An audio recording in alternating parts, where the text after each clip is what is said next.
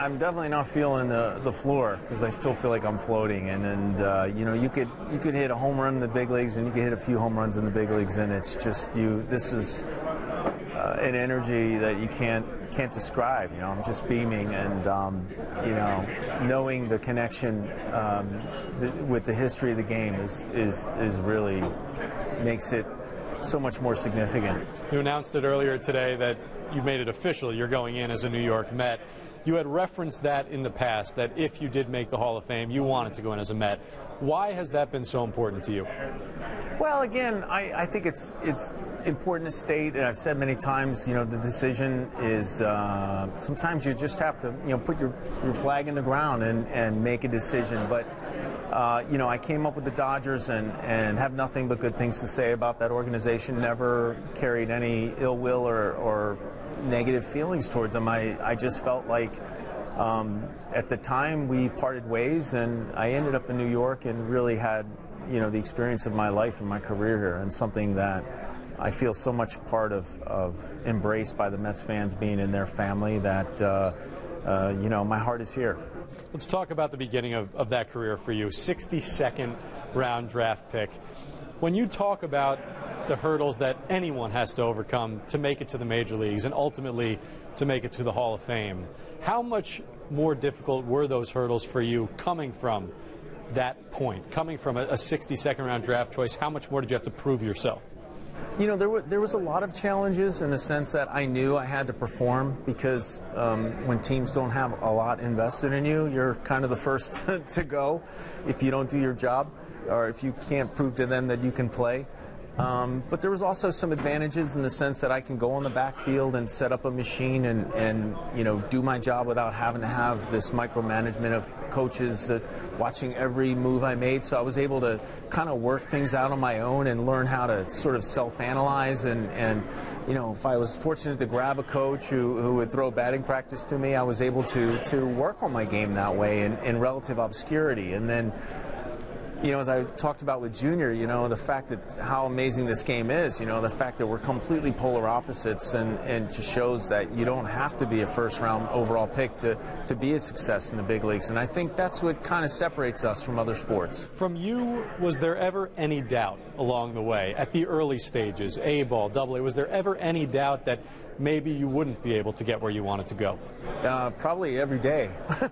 Yeah, a lot of doubt, you know, and that's what drives you. I mean, fear sometimes is a big motivator, and I was like thinking, man, you know, if this doesn't work out, what am I going to do? And this is all I ever known, you know, prepare myself to be a ball player. So, you know, maybe that was incentive, you know, to really work on my game. And But yeah, doubt is part of the process, you know, and that's, for me, adversity is part of life, and if you can get through those times, you'll be better prepared for success. And so, you know, that was those times that I had those tumultuous feelings and trepidation about my career were the times that prepared me for the times in the big leagues when I struggled, and got me through those tough times.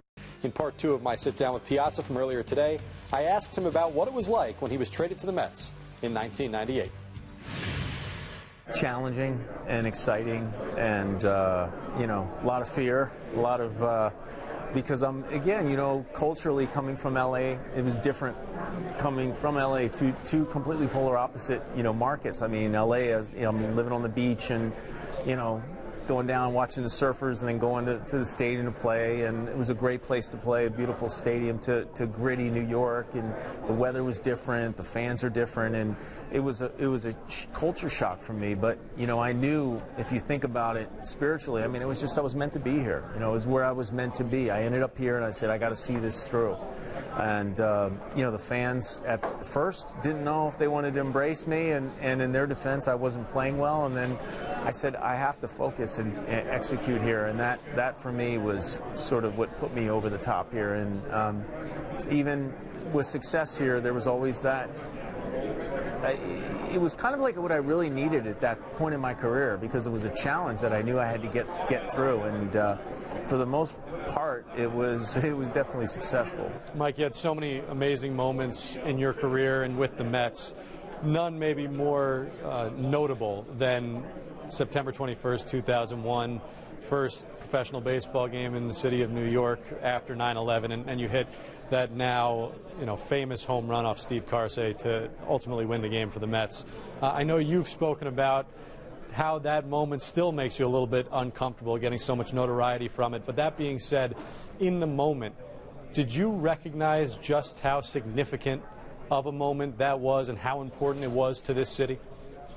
Well, yeah, yes and no. I mean, only because of the fact that, at that time there was so much anxiety about figuring out when we were going to try to come back. We knew we had to try to come back, and no, only for the sense that, when people put me in that, the word, for lack of a better word, is being a hero, I feel uncomfortable with that. And so I try to sort of, appreciate the praise that people give me, but keep it in perspective and realize that, there was so much sadness and unfortunately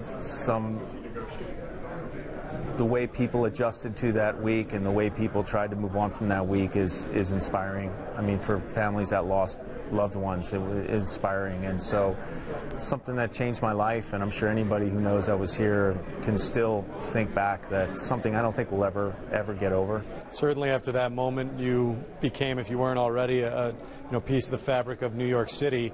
How much would it mean to you to have your number retired by the Mets and make that really official, have it always be there at Citi Field? Well, I mean, that's the ultimate tribute for a club to do that, and a nice conversation with Jeff, and we're kicking it down the road a little bit now, but we've just going to enjoy this day, and I know the fans have been very vocal about it, and we'll just take it one step at a time. But I could say that I think my relationship with the Mets has never been stronger, so we'll leave it at that.